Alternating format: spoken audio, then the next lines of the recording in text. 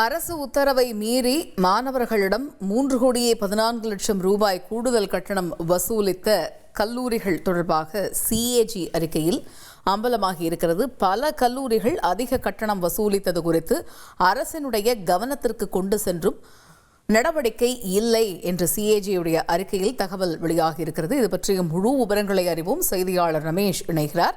Over to you Ramesh.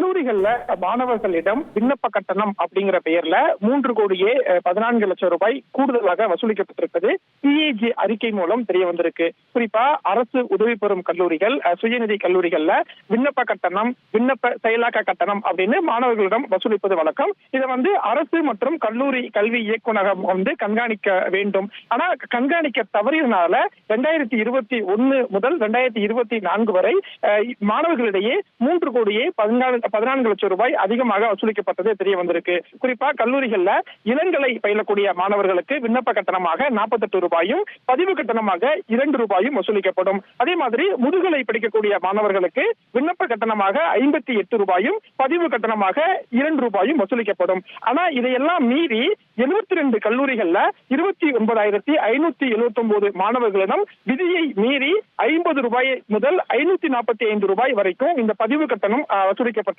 குறிப்பா இதன் மூலம் அரசுக்கு 1.34 கோடி ரூபாய் அதிகமாக வசூலிக்கப்பட்டதாக அந்த CAG அறிக்கையில தெரிவிக்கப்பட்டிருக்கு.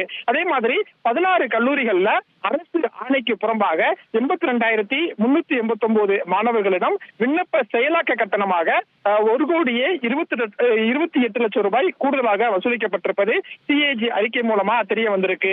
அதே மாதிரி அரசு ஆணைப்படி SC ST மாணவர்களிடம் விண்ணப்ப கட்டணம் எதுவுமே வசூலிக்க கூடாது. ஆனா 70 கல்லூரிகள்ல 30,643 அந்த SC ST மாணவர்களிடம் 52 லட்சம் வரைக்கும் அந்த விண்ணப்ப கட்டணமாக வசூலிக்கப்பட்டது தெரிய வந்திருக்கு.